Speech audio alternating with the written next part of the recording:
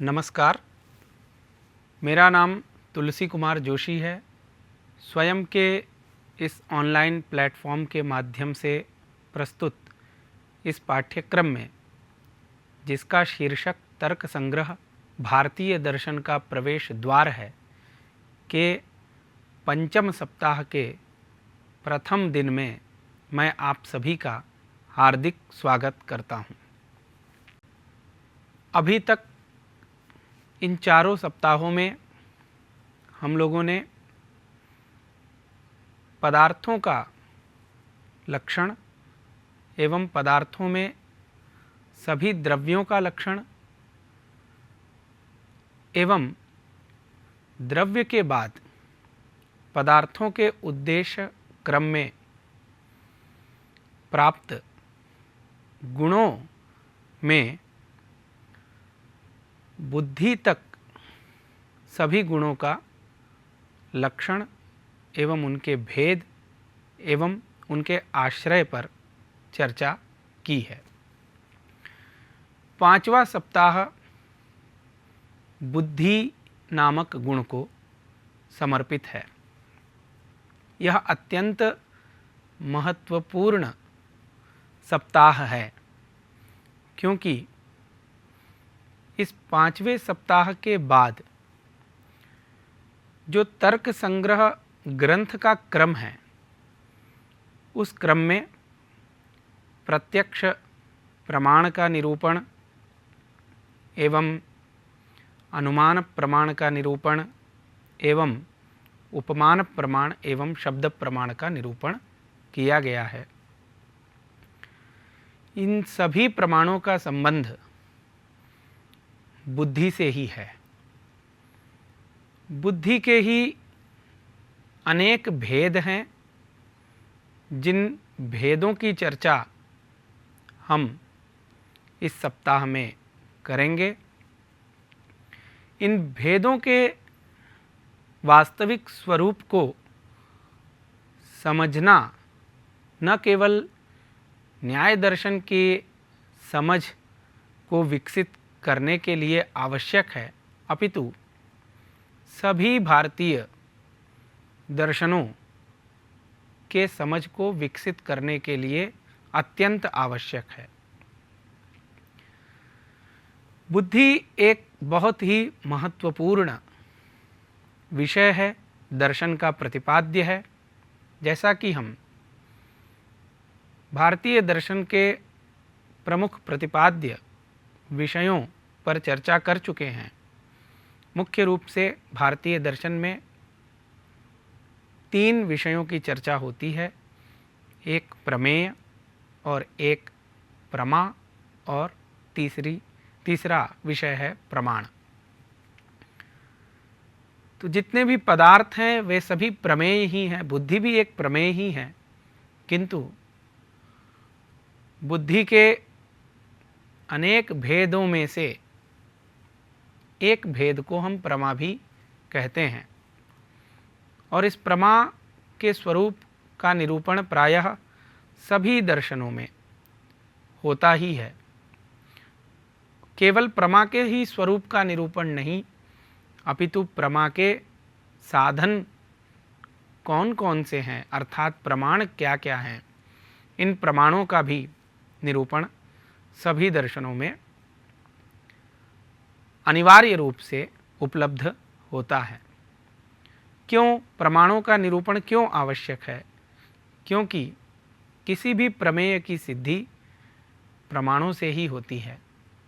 अतः प्रमाणों के निरूपण के बिना हम दर्शन में किसी प्रमेय की सिद्धि नहीं कर पाते हैं। अतः सभी दर्शनों में प्रमाणों का निरूपण अनिवार्य रूप से किया जाता है।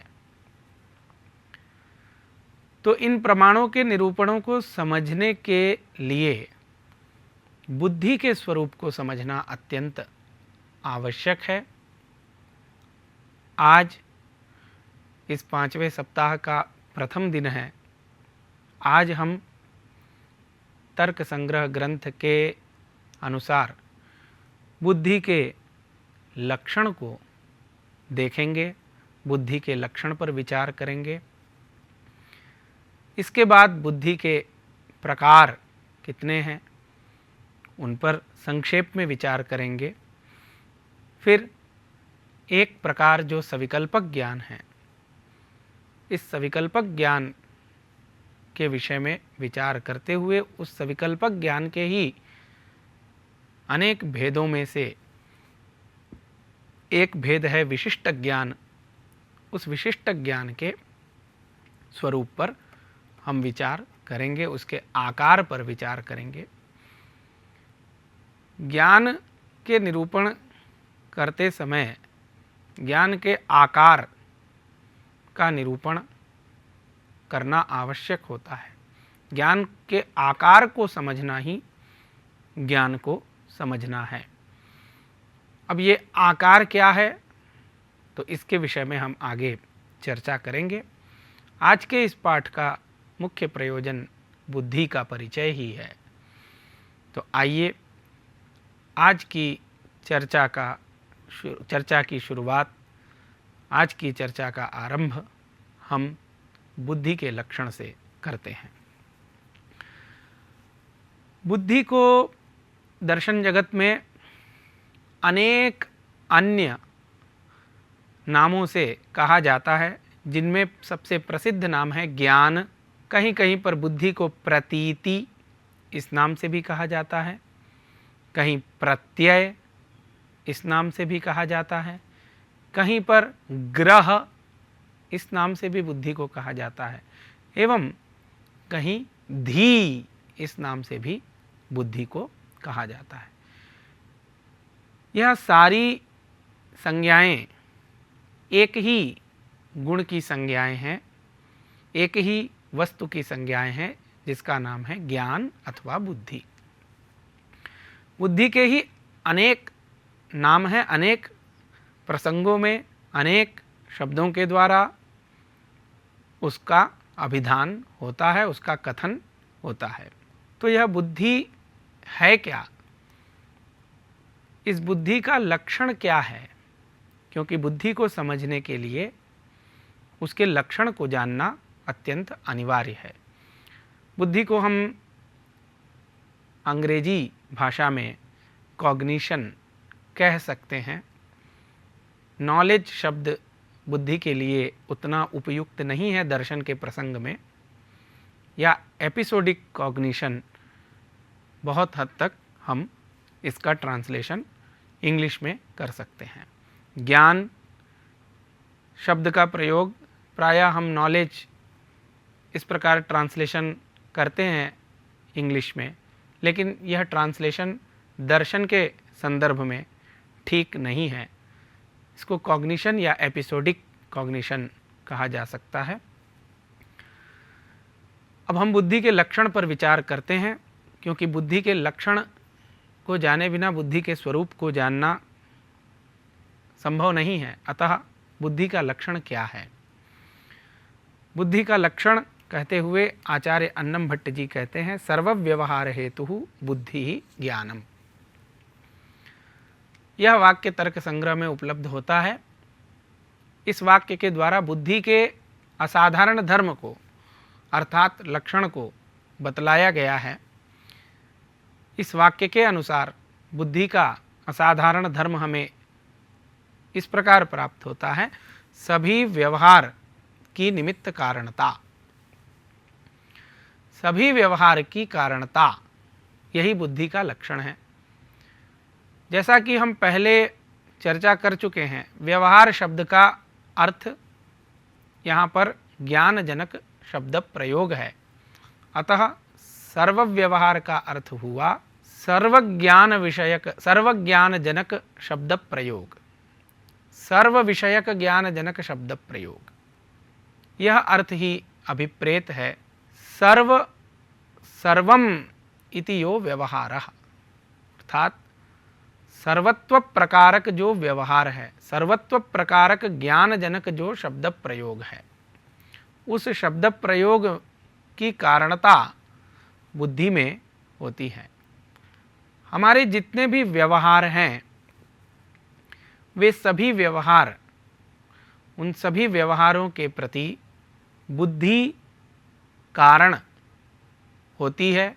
बुद्धि को ही ज्ञान शब्द से भी कहा जाता है, इसलिए आचार्य ने सर्वव्यवहार हेतु बुद्धि ही ज्ञानम, यहाँ पर ज्ञान शब्द का भी प्रयोग किया है। ये बुद्धि ही और ज्ञानम, इन दोनों शब्दों में भेद है, किंतु इन दोनों शब्दों के अर्थों में कोई भेद नहीं है। ये दोनों ही शब्द पर्यायवाची शब्द हैं।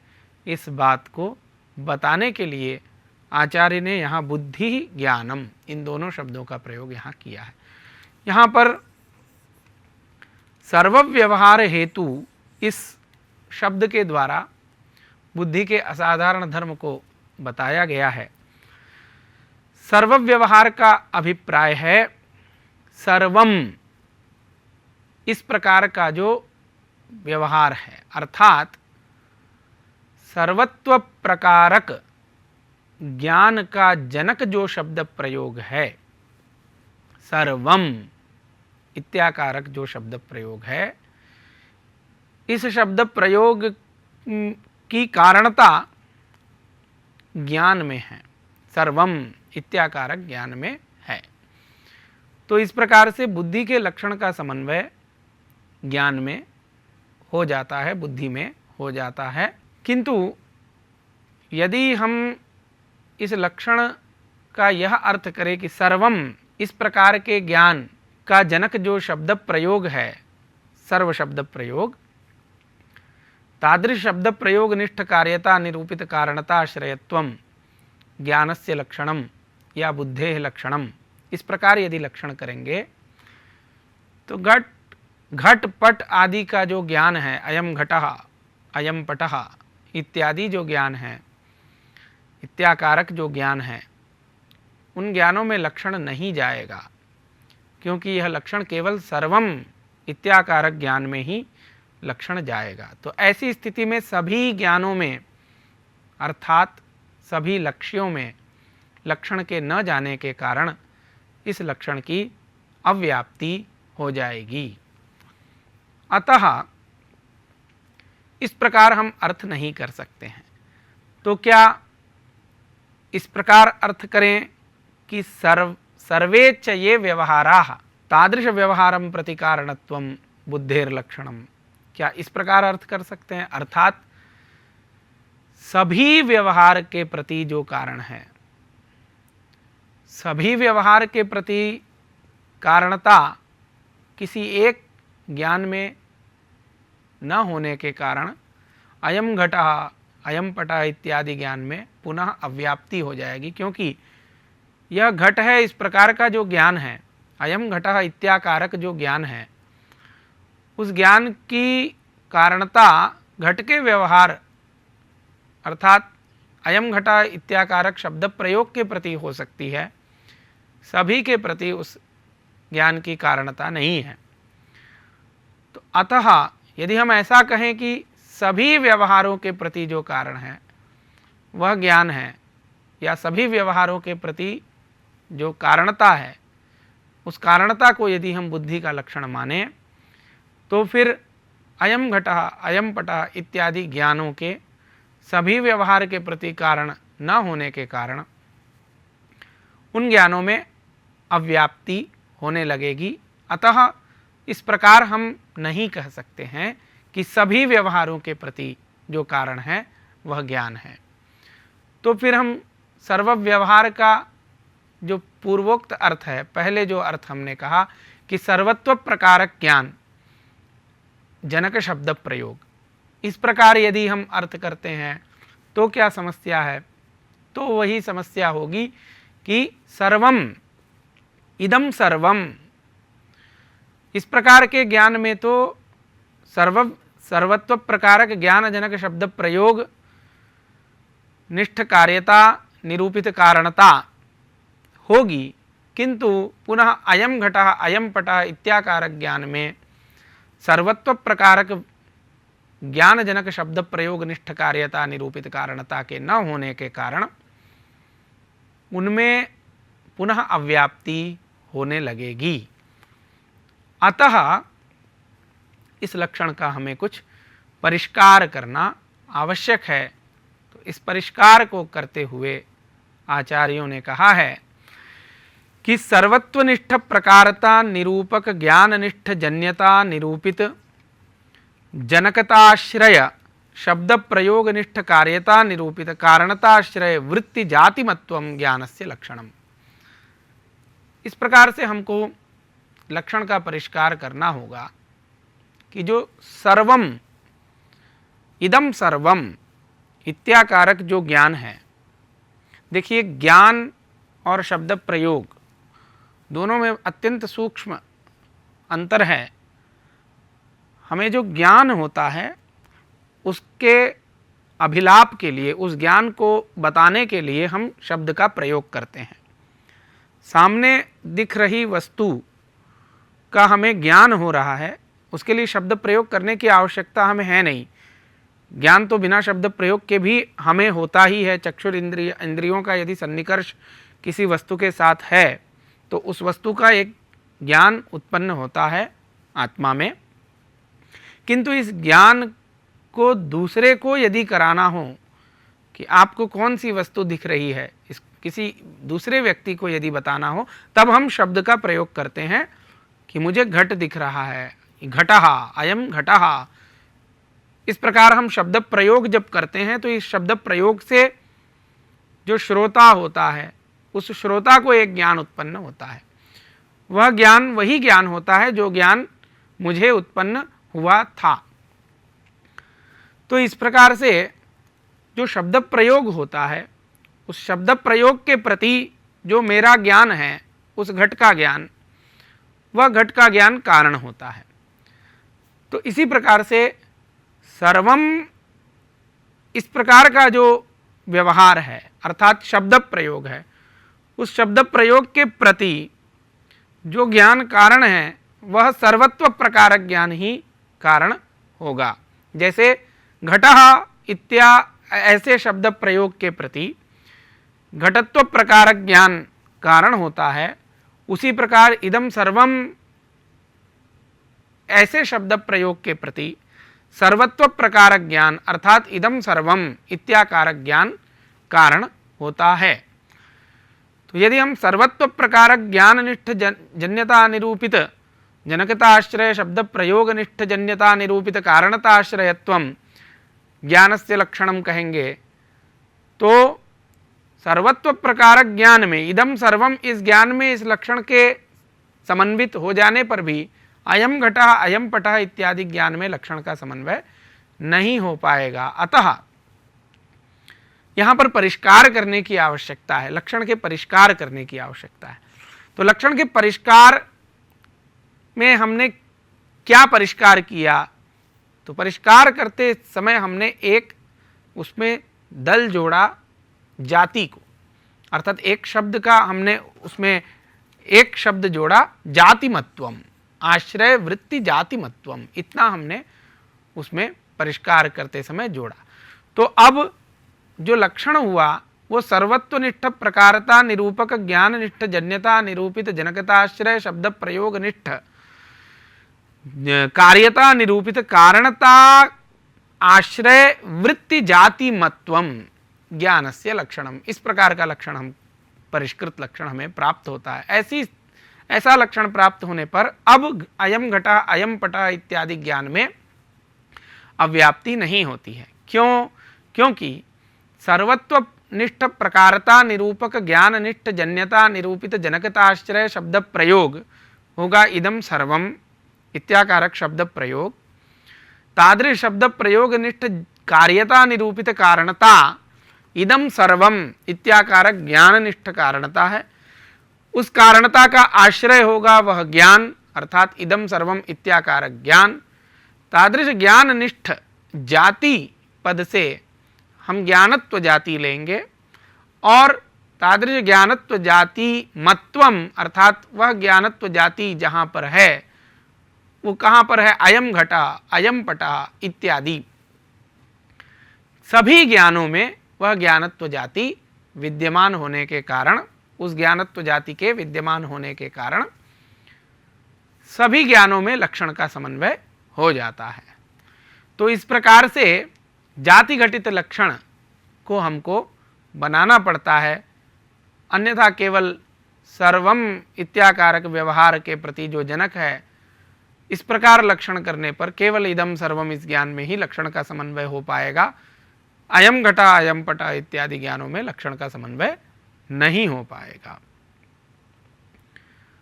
अब यद्यपि इसके परिष्कार और भी परिष्कार हैं, इस लक्षण में भी एक दोष आता है, अतिव्याप्ति आदि दोष आते हैं, क्योंकि उस जाति से अर्थात सर्वत्वनिष्ठ प्रकारता निरूपक ज्ञाननिष्ठ जन्यता निरूपित जनकताश्रय शब्द प्रयोगनिष्ठ कार्यता निरूपित कारणताश्रय जो है ज्ञान, इदम सर्वम इत्याकारक ज्ञान, तादृश ज्ञान वृत्ति जाति ही, जाति पद से हमको जिस प्रकार ज्ञानत्व जाति मिलती है उसी प्रकार गुणत्व जाति भी मिलती है। तो गुणत्व जाति यदि हम ले लेंगे जाति पद से, तो गुणत्व तो रूप आदि गुण में भी विद्यमान है, अतः रूप आदि में ज्ञान के लक्षण की अतिव्याप्ति होने लगेगी। इसलिए यहाँ पर और भी परिष्कार की अपेक्षा है। गुणत्व व्याप्य जातिमत्वम, इस प्रकार से हम परिष्कार कर सकते हैं। गुणत्व व्याप्यत्व जाति में निवेश करके परिष्कार और भी लक्षण का कर सकते हैं, किंतु ऐसी स्थिति होने पर भी अन्य दोष भी आते हैं। इसलिए बहुत अधिक परिष्कार का अवसर अभी नहीं है, अभी सामान्य रूप से केवल जाति घटित लक्षण को ही समझने का समय है। इस समय केवल इतना ही अभी समझिए कि ये जो लक्षण है इसको जाति घटित लक्षण हम बना देंगे तो लक्षण का समन्वय प्रायः सभी जगह हो जाएगा। और यदि सर्वपद को यदि हम हटा भी दें तो भी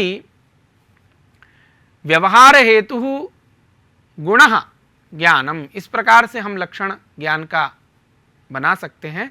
व्यवहार हेतुत्वे सति गुणत्वम ज्ञानस्य लक्षणम, व्यवहार का जो हेतु भूत गुण है वह ज्ञान है। इस प्रकार भी लक्षण अन्यान्य लक्षण हम बना सकते हैं, किंतु उस लक्षण में भी परिष्कार की आवश्यकता तो होगी ही। कुल मिलाकर के यहाँ पर बात इतनी समझने योग्य है कि जितने भी व्यवहार होते हैं, शब्द प्रयोग रूप व्यवहार हैं, उन सभी व्यवहारों के प्रति ज्ञान तो कारण होता ही है। जब भी हम किसी शब्द का प्रयोग करते हैं तो बिना उस शब्द के ज्ञान के उस शब्द का हम प्रयोग कर नहीं सकते हैं। इसलिए ज्ञान की कारणता तो व्यवहार के प्रति निश्चित ही है। अतः सर्वव्यवहार हेतु बुद्धि ज्ञानम, इस प्रकार का लक्षण आचार्य ने तर्क संग्रह में किया है। अब अर्थम बुद्ध्वा शब्द रचना, ये एक न्याय है कि अर्थ का ज्ञान हमें पहले होता है, फिर हम उस अर्थ के ज्ञान का संप्रेषण करने के लिए अर्थात दूसरे व्यक्ति में उस अर्थ के ज्ञान को पहुंचाने के लिए हम शब्दों का प्रयोग करते हैं। तो शब्दों के प्रयोग के प्रति ज्ञान की कारणता इस न्याय से भी सिद्ध है। तो किसी भी शब्द के प्रयोग के प्रति ज्ञान की कारणता होती है, अतः ज्ञान सभी व्यवहार के प्रति निमित्त कारण होता है। अब यहाँ यह भी प्रश्न होगा कि सभी व्यवहार के प्रति तो काल भी निमित्त कारण है।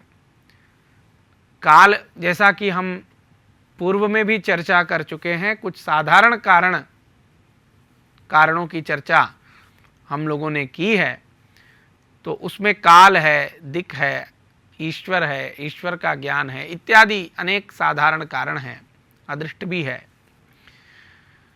तो सभी व्यवहार के प्रति सभी ये जितने भी साधारण कारण होते हैं ये सभी कार्यों के प्रति कारण होते हैं। तो जो सभी कार्यों के प्रति कारण होता है वो तो व्यवहार के प्रति भी कारण होगा ही। तो सर्वव्यवहार के प्रति, सभी व्यवहारों के प्रति निमित्त कारणता तो काल में, दिक् में, अदृष्ट में, ईश्वर आदि में भी है। तो फिर यदि हम कहेंगे कि जो सभी व्यवहार के प्रति कारण होता है वह ज्ञान है, तो काल आदि में भी लक्षण की अतिव्याप्ति होने लगेगी। अतः इस हमको यहाँ पर कारण शब्द से साधारण कारण को नहीं लेना है, अपितु असाधारण कारण को लेना है।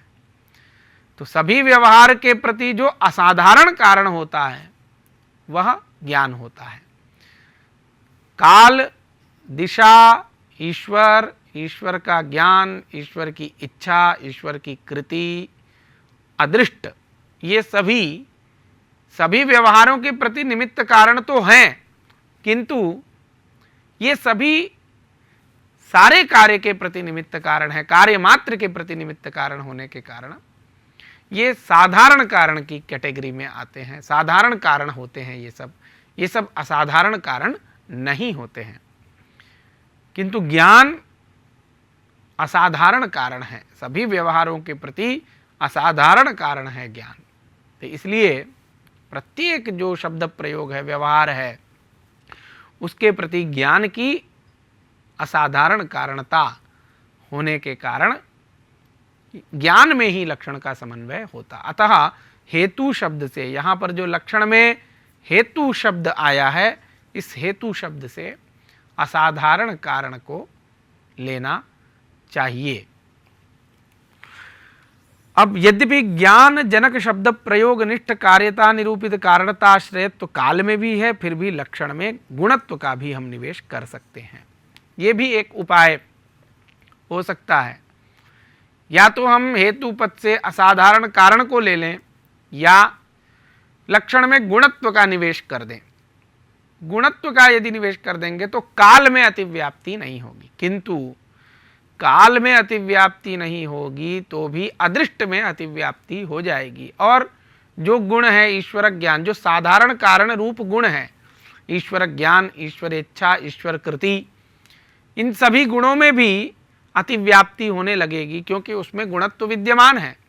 अदृष्ट में भी गुणत्व विद्यमान है, अदृष्ट भी सभी व्यवहारों के प्रति कारण है, निमित्त कारण है, उसमें भी गुणत्व विद्यमान है, तो अदृष्ट में भी अतिव्याप्ति हो जाएगी।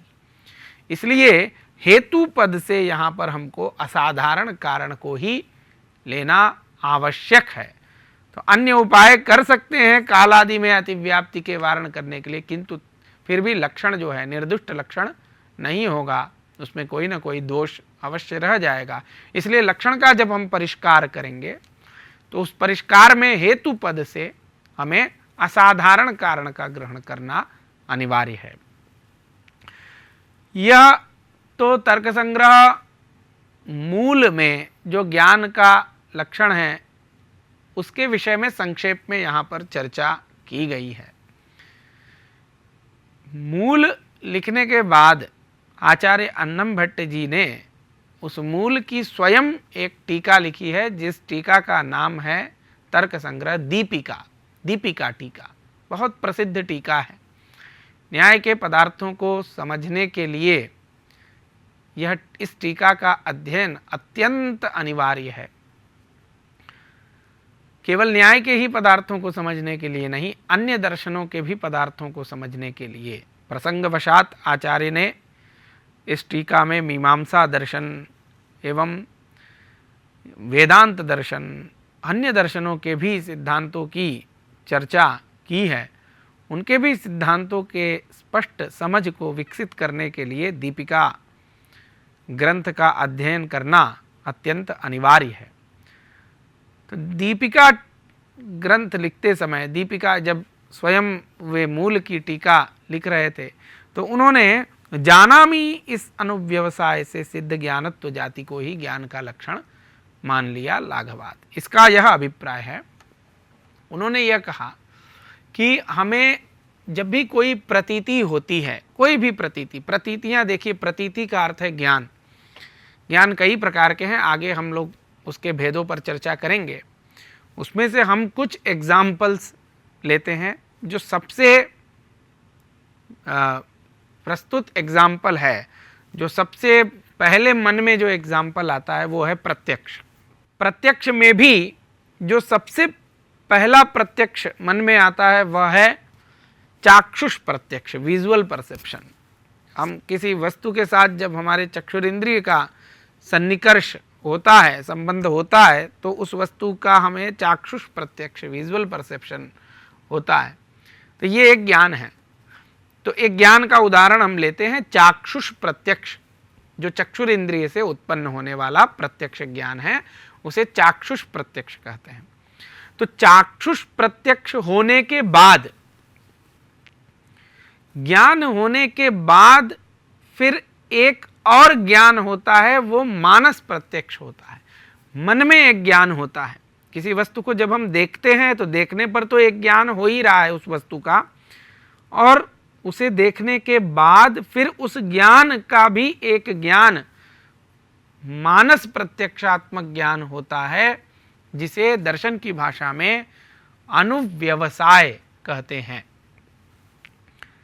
जैसे जानामि, जानामि ज्ञान का ज्ञान इस प्रकार का होता है, मैं जानता हूं। तो इस प्रकार का जो ज्ञान है, जानामि इस प्रकार का जो ज्ञान है, यह ज्ञान विषयक ज्ञान है, ज्ञान का ज्ञान है। घटम हम जानामि, घट को देखने के बाद एक तो चाक्षुष प्रत्यक्ष घट का हो ही रहा है, और दूसरा मानस, इस ज्ञान के उत्पन्न होने के बाद दूसरा एक मानस प्रत्यक्ष उत्पन्न होता है, उसे अनुव्यवसाय कहते हैं। इस ज्ञान का ज्ञान, उस ज्ञान का आकार है घटमहम जानामि। तो इस प्रकार का अनुव्यवसाय उत्पन्न होता है। और यह जो अनुव्यवसाय है, जानामि जानामि जानामि, इस प्रकार का अनुव्यवसाय, एक ही प्रकार का अनुव्यवसाय सभी ज्ञान के बाद उत्पन्न होता है। तो एक ही प्रकार का अनुव्यवसाय उत्पन्न होता है। तो एक ही प्रकार का अनुव्यवसाय क्यों उत्पन्न होता है? क्यों अलग अलग प्रकार का अनुव्यवसाय उत्पन्न नहीं होता है? समानाकारक अनुव्यवसाय, जानामि इत्याकारक जो अनुव्यवसाय है, इसके पीछे क्या हेतु है, इसके प्रति क्या कारण है? तो जितने भी समानाकारक प्रतीतियां होती हैं या ज्ञान होते हैं, उसके पीछे उसके प्रति जो अनुगत धर्म होता है विषय में रहने वाला, वह अनुगत धर्म ही कारण होता है। तो जानामि, ये जो समानाकारक जो प्रतीति है, वह ज्ञानत्व जाति, ज्ञान में बिना ज्ञानत्व धर्म को स्वीकार किए इस प्रकार के अनुव्यवसाय की उपपत्ति नहीं हो सकती है। अतः चूंकि जानामि जानामि इस प्रकार की अनुगत प्रतीति होती है, अनुव्यवसाय होता है, अतः अवश्य वहाँ पर ज्ञानत्व जाति एक विद्यमान है ज्ञान में, जिसके कारण यह अनुगत अनुव्यवसाय हमें होता है। तो वह जो अनुव्यवसाय के द्वारा सिद्ध ज्ञानत्व जाति है, वह ज्ञानत्व जाति ही समवाय संबंध से सभी ज्ञान का लक्षण है।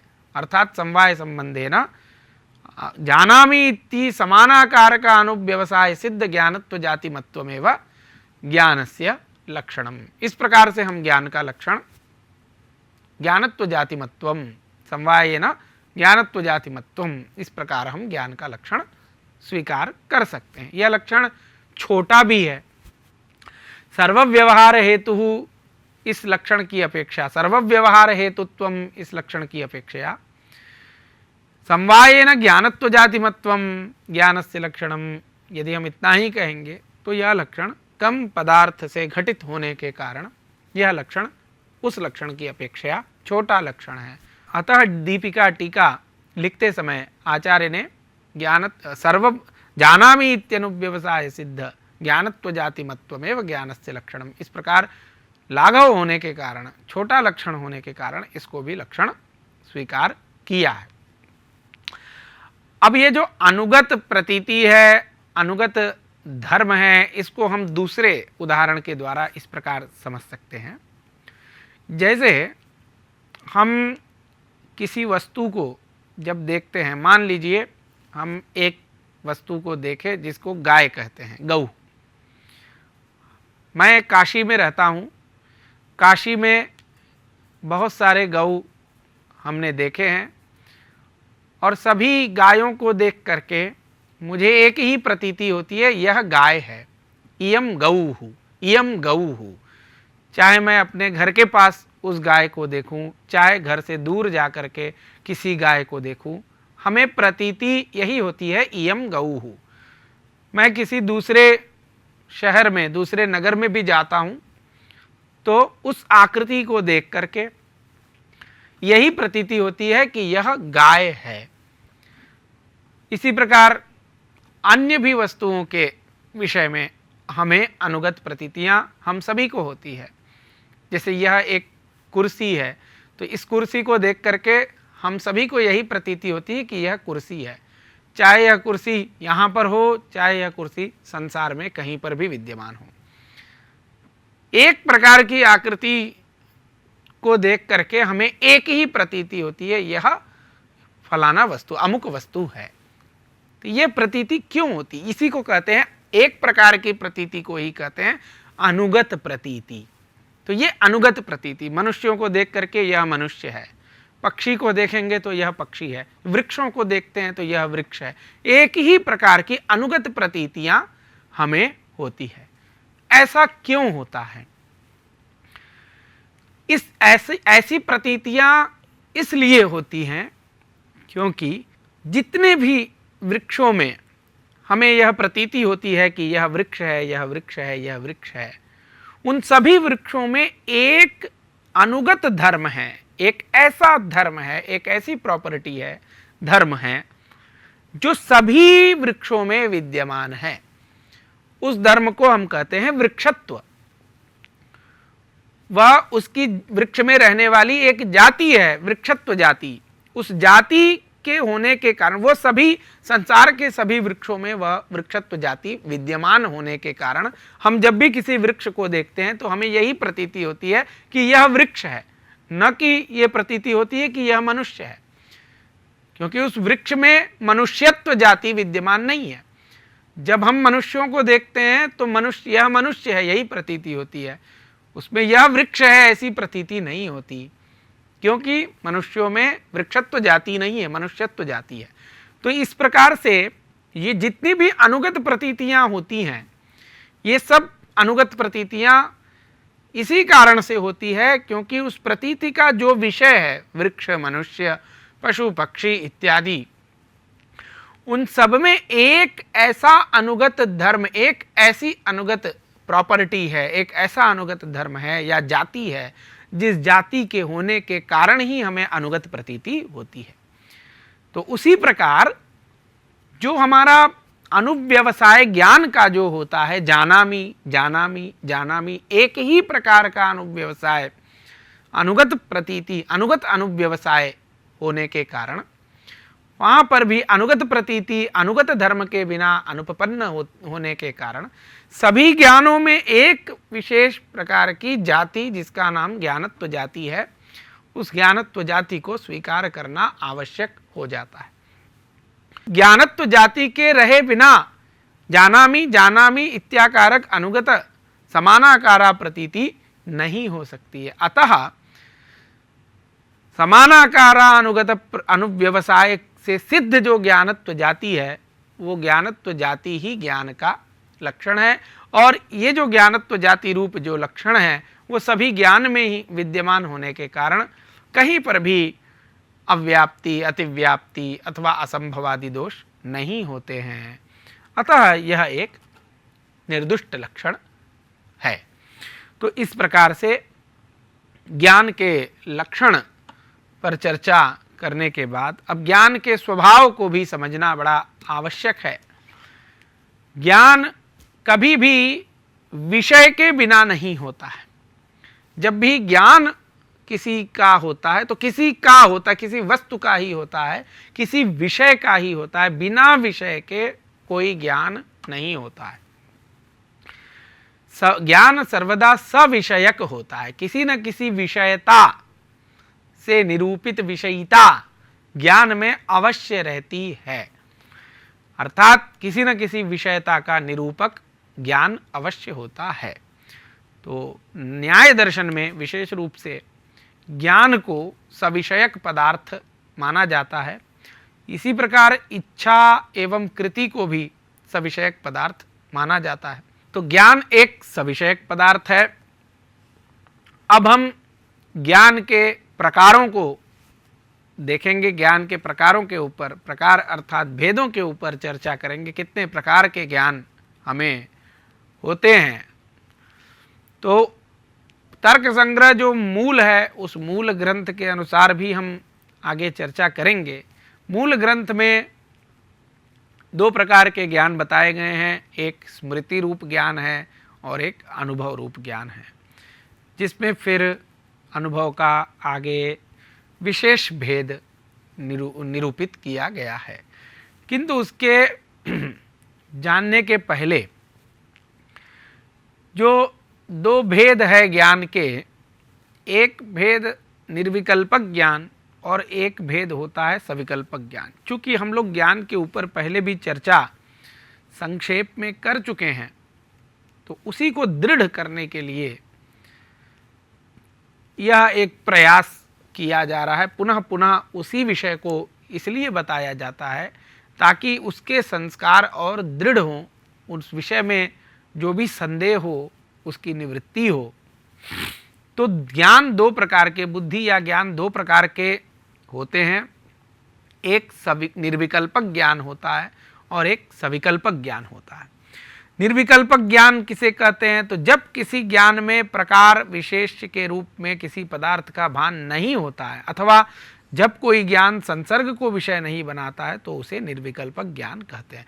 निष्प्रकारकम ज्ञानम या संसर्गान अवगाही ज्ञानम निर्विकल्पक। जैसे किंचिदिदम, यह ज्ञान है। प्रत्यक्ष के भेद के निरूपण के अवसर में निर्विकल्पक ज्ञान का स्वरूप मूल में तर्क संग्रहकार ने बताया है। निर्विकल्पक ज्ञान क्या होता है? तो निर्गताः विकल्पाः यस्मात् तन् निर्विकल्पकम। जिस ज्ञान से विकल्प निकल चुके हैं, विकल्प का अभिप्राय है धर्म धर्मी भाव, प्रकार विशेष्य भाव। जिस ज्ञान में कोई न प्रकार है न कोई विशेष्य है, और जब कोई प्रकार और विशेष्य नहीं होंगे तो कोई संसर्ग भी नहीं होगा। तो प्रकारतया, विशेष्यतया, संसर्गतया किसी विषय का भान जिस ज्ञान में नहीं होता है, उस ज्ञान को हम निर्विकल्पक ज्ञान कहते हैं। बौद्ध दर्शन में इसी निर्विकल्पक ज्ञान को प्रमा माना गया है। आप जब बौद्ध दर्शन के प्रमा का लक्षण पढ़ेंगे तो उसमें यही प्रत्यक्ष, इसी प्रत्यक्ष को, निर्विकल्पक प्रत्यक्ष को ही वो प्रमा मानते हैं। किंतु न्याय दर्शन में जो निर्विकल्पक ज्ञान है वो न तो प्रमा है न तो अप्रमा है। इसका निरूपण हम आगे करेंगे ही, प्रमा का निरूपण एवं अप्रमा का निरूपण आगे होगा ही, किंतु प्रसंगवशात यह विषय यहाँ पर बताना आवश्यक था। तो निर्विकल्पक ज्ञान जैसे यह कुछ है, क्या है ये नहीं पता, बस कुछ है, कोई विषय का ज्ञान तो है, लेकिन वो विषय क्या है इसके बारे में विशेष कोई विकल्प उपस्थित नहीं है। न उसके कोई धर्म का भान हो रहा है, न कुछ संसर्ग का भान हो रहा है, बस किंचिदिदम, इतना ही, घटत्वम पटत्वम, ऐसे ही कुछ एक एक विषय का भान होता है, उसमें उसको निर्विकल्पक ज्ञान कहते हैं। सविकल्पक ज्ञान इसके विपरीत है। विपरीत का मतलब सविकल्पक ज्ञान में ऐसा ज्ञान होता है जिसमें विकल्प होते हैं। विकल्प का अर्थ है धर्म और धर्मी, प्रकार और विशेष्य, एवं प्रकार और विशेष्य होगा तो उनका संसर्ग भी होगा। तो जिस ज्ञान में प्रकार का भी भान होता है, विशेष्य का भी भान होता है, उनके संसर्ग का भी भान होता है, संसर्गावगाही ज्ञान जो होता है, सब प्रकारक ज्ञान जो होता है, उस ज्ञान को सविकल्पक ज्ञान कहते हैं। जैसे अयम घटा, यह ज्ञान हम देखेंगे, आगे चर्चा करेंगे उसकी। जिस ज्ञान में प्रकार भी होता है, विशेष का भी भान होता है, संसर्ग का भी भान होता है, उस ज्ञान को सविकल्पक ज्ञान कहते हैं। जैसा कि हम पहले कह चुके हैं कि ज्ञान का स्वभाव होता है कि वह सविषयक होता है। तो निर्विकल्पक ज्ञान में भी कोई ना कोई विषय अवश्य रहता है, किंतु वह विषय प्रकार अथवा विशेष्य नहीं होता, संसर्ग नहीं होता। वह कुछ एक विलक्षण ही विषय वो होता है, उसमें एक अलग ही विषयता, विलक्षण विषयता रहती है।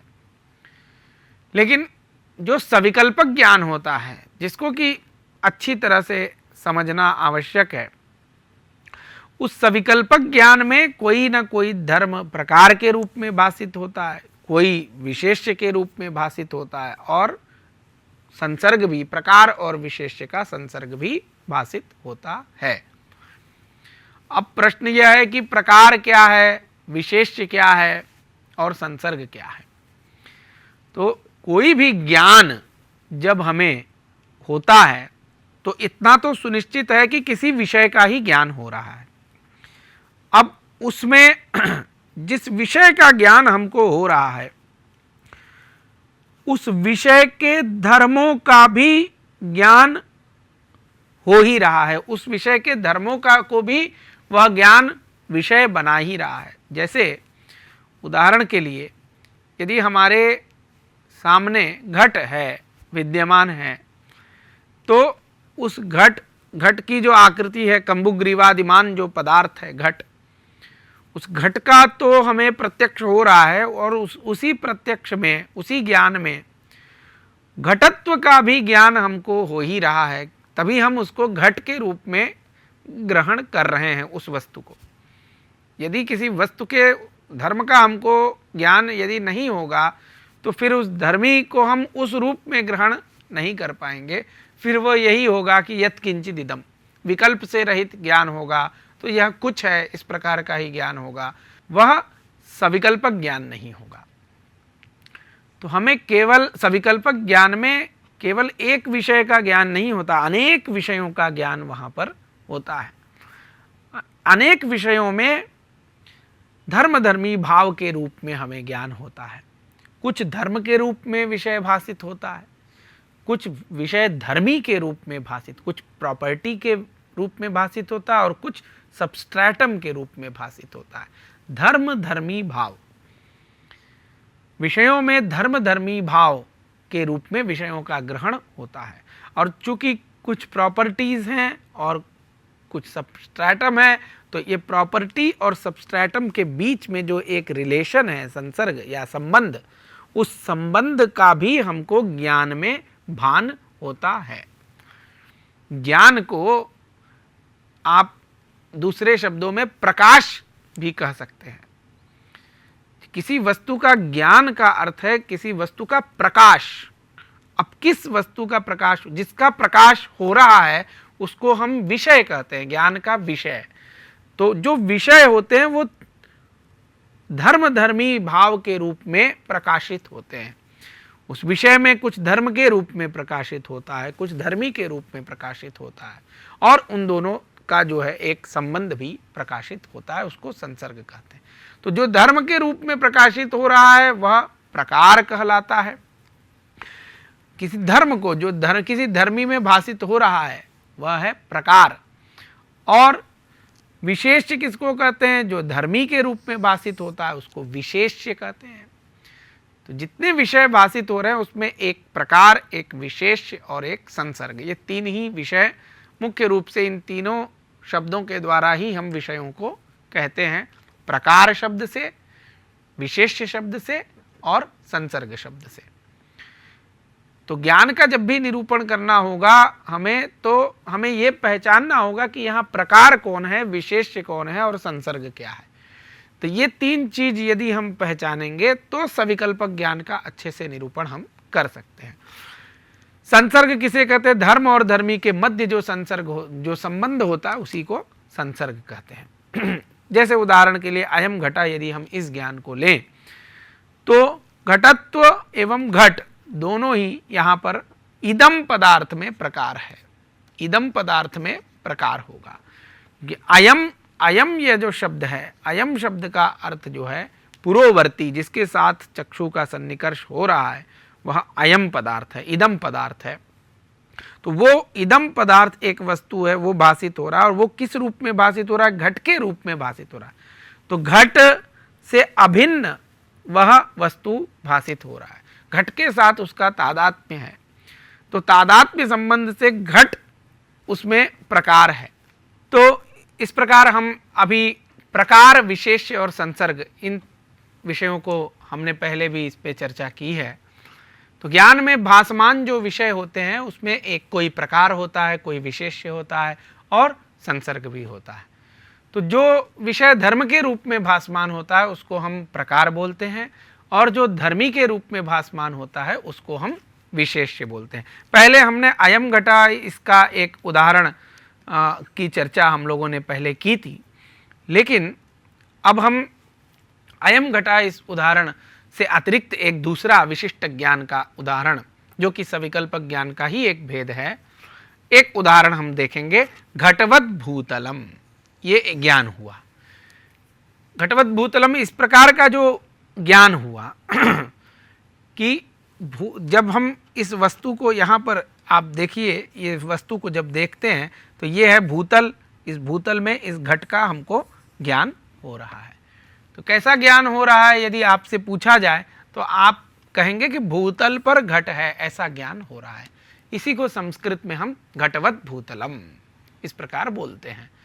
भूतल घट का आश्रय है, घट का आश्रय भूतल है। अब ये जो ज्ञान है, अब यहां हमको ये ढूंढना है कि कौन सा विषय धर्म के रूप में भाषित हो रहा है और कौन सा विषय धर्मी के रूप में भाषित हो रहा है। तो धर्म का मतलब होता है प्रॉपर्टी। तो प्रॉपर्टी का मतलब यह है, धर्म का मतलब जो वस्तु रहता है, किसी पर रहता है, उसको हम धर्म कहते हैं। सामान्यतः जो वस्तु किसी पर रहता है वह धर्म कहलाता है, और जिसमें रहता है वह धर्मी कहलाता है। तो यहां पर हम यदि धर्म और धर्मी की चर्चा करें तो भूतल जो है, ये भूतल जो है वो धर्मी हुआ, और जो ये घट है वो होगा धर्म। स्पष्ट है, जो घट है ये भूतल पर रह रहा है, इसलिए घट धर्म है, और चूंकि भूतल पर रह रहा है इसलिए भूतल धर्मी है, उस धर्म का आश्रय है। सबस्ट्रैटम और प्रॉपर्टी, तो धर्म और धर्मी। तो हमने प्रकार के विषय में कहा था, जो धर्म के रूप में, किसी धर्मी में धर्म के रूप में भाषित हो रहा है वह प्रकार कहलाता। तो यहां पर प्रकार कौन है? तो यहां पर है प्रकार घट, और धर्मी है भूतल, अतः वह होगा विशेष्य। तो अब हमें यह समझ में आ गया कि प्रकार कौन है और विशेष्य कौन है। ये जो ज्ञान हमको हो रहा है घटवत भूतलम, यह घट है, इस भूतल पर घट है, इस प्रकार का जो ज्ञान है, इस ज्ञान में प्रकार कौन है? तो प्रकार है घट, और विशेष्य कौन है? तो विशेष्य है भूतल। इतना यदि हमको समझ में आ गया तो अब हमको ये समझना है कि इन दोनों का क्या संसर्ग है, संबंध है। तो यहां पर भूतल में घट है, तो घट एक द्रव्य है, भूतल भी एक द्रव्य है, और दो द्रव्यों में संयोग होता है। तो यहां पर संबंध, दोनों का जो संसर्ग है वो है संयोग संसर्ग या संबंध। दोनों का जो संबंध है वह है संयोग संबंध। तो ये, इसको हम संसर्ग कहेंगे। तो हमें तीनों विषय मिल गए, एक प्रकार मिल गया, एक विशेष्य मिल गया और एक संसर्ग मिल गया। अब हम घटवत भूतलम इस ज्ञान का निरूपण कर सकते हैं। कैसे करेंगे? तो जैसा कि हम जानते हैं कि जो प्रकार होता है उसमें प्रकारता रहती है, प्रकार में प्रकारता रहती है, और जिस प्रकार आधेयता किसी संबंध से अवच्छिन्न होती है उसी प्रकार प्रकारता भी किसी न किसी संबंध से अवच्छिन्न होती है। तो यहाँ पर संबंध है संयोग, तो संयोग संबंधावच्छिन्न प्रकारता, संयोग संबंधावच्छिन्न घटनिष्ठ प्रकारता निरूपित विशेष्यताश्रयः भूतलम, इस प्रकार कह सकते हैं। संयोग संबंधावच्छिन्न घटनिष्ठ प्रकारता निरूपित भूतलनिष्ठ विशेष्यता निरूपक ज्ञान हुआ घटवत भूतलम। तो घटवत भूतलम इस प्रकार की जो प्रतीति है, भूतल पर घट है, इस प्रकार की जो प्रतीति है, उस प्रतीति का जब हम निरूपण करते हैं तो वो प्रतीति का निरूपण इस प्रकार से करते हैं कि संयोग संबंधावच्छिन्न घटनिष्ठ प्रकारता निरूपित भूतलनिष्ठ विशेष्यता निरूपकम ज्ञानम घटवत भूतलम इत्याकारकम ज्ञानम। तो इस प्रकार का ज्ञान का हम निरूपण विषयताओं के माध्यम से करते हैं। इसी को ज्ञान का आकार भी हम कहते हैं दर्शन की भाषा में। तो इसी के साथ आज के व्याख्यान सत्र की यहीं पर समाप्ति होती है। धन्यवाद।